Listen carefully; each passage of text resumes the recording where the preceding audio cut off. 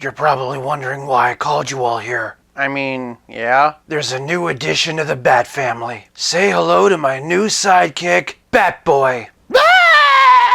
Welcome to 5 Points of Articulation, where I review action figures and then articulate 5 points to help you decide if you want to add that figure to your collection. The 5 points I discuss are packaging, presentation, poseability, playability, and price. I'm Jason, and if you enjoy my content, please like, share, subscribe, do all the YouTube rigmarole.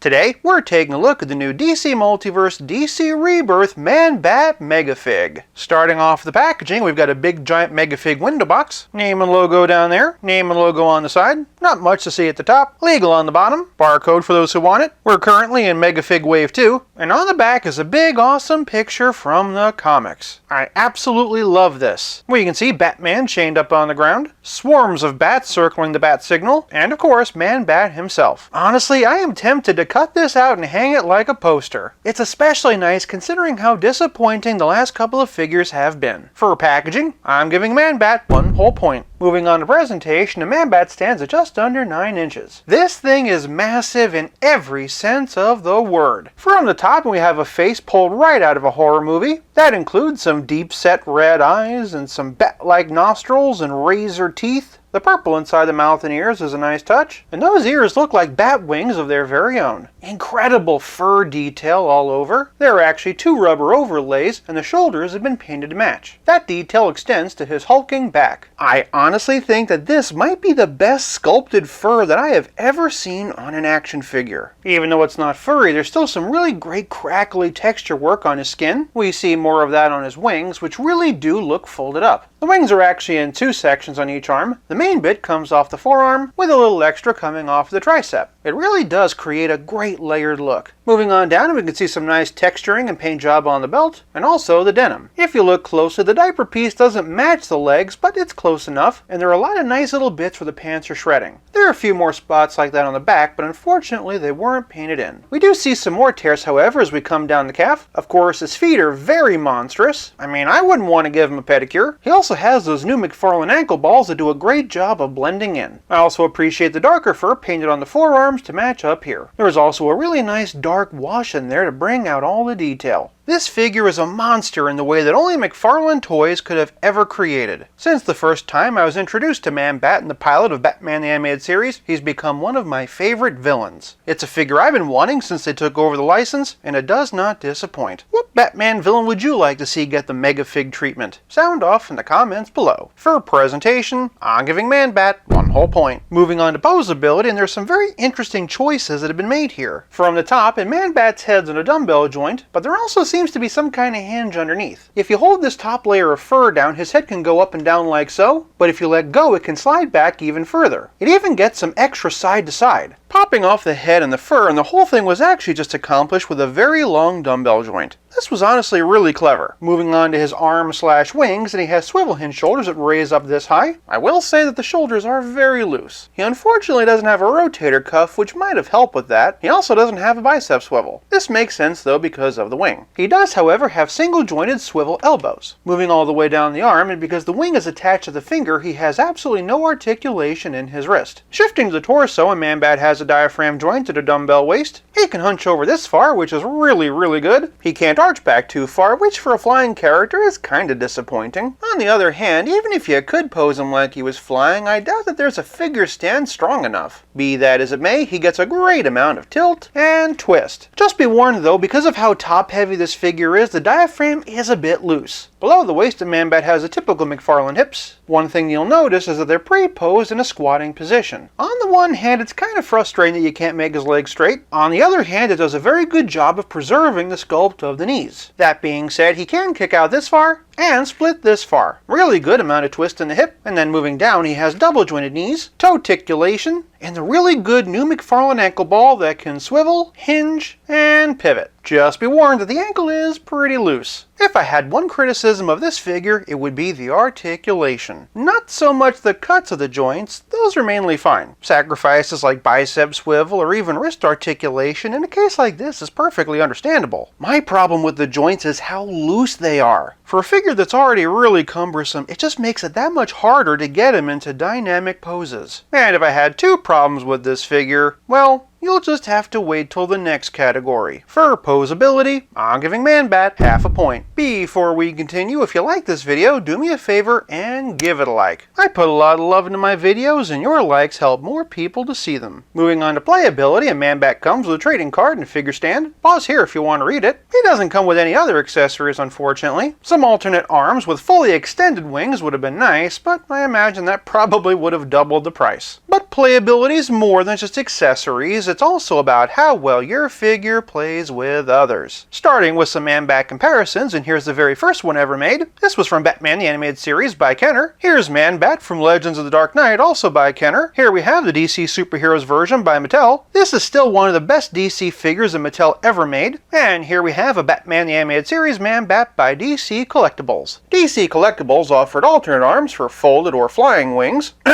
Either way, here we have Man-Bat Evolution. Looking at some Batman figures of different scales, and here we have DC Icons by DC Collectibles. Here we have DC Universe Classics by Mattel. Here we have the DC Designer Series Grey Capullo version. And here we have Nightfall Batman by DC Essentials. Sorry, by the way, the Man-Bat moved, but his loose ankle struck between takes. Moving over to McFarlane, and here we have Detective Comics 1000. Here we have the Target exclusive Battle Damage version. Here we have Rebirth. And Matt Reeves, if you're watching, here he is with Pattinson. Pretty pleased with sugar on top, make this happen. And lastly, here he is with 3 Jokers. For some other members of the Bat family, and here he is with the Gotham Knights Tim Drake. Here he is with Red Robin Tim Drake. Here he is with Mattel Damian, and here he is with DC Multiverse Damian. For a Batgirl comparison, and here's Art of the Crime, and for a Red Hood comparison, here's DC Essentials. For one final member of the Bat family, here's DC Essentials Nightwing. For some other McFarlane Batman villains, here we have Deathstroke from Arkham Origins, here we have Azrael from Curse of the White Knight, here's Joker from Mortal Kombat 11, and here's my very own Kit Bash using Death of the Family and the Clown. For a Batman Megafig comparison, here he is with Clayface. For a relative scale comparison, here he is with Pizza Spidey and the Spectacular Spider-Man. And as always, here he is with Stealth Iron Man. For monstrous characters like this, bigger is always better. Is he too big for some of your Batman lines? Well, that's really up to you and the limits of your imagination. To me, the biggest issue with this figure is the wings. This is the first Man-Bat figure I can think of that you can't put in a flying pose. Is it enough of an issue to dock the figure points? Not at all. For Playability, I'm giving Man-Bat 1 whole point. This leaves us with nothing left to discuss but the price. I found Man-Bat at GameStop for $39.99. Despite some of the limitations, I more than feel like I got my money's worth. If you're a Man-Bat fan, it's a must. Just watch out for the loose joints. For price, I'm giving Man-Bat 1 whole point for a grand total of 4.5 out of 5.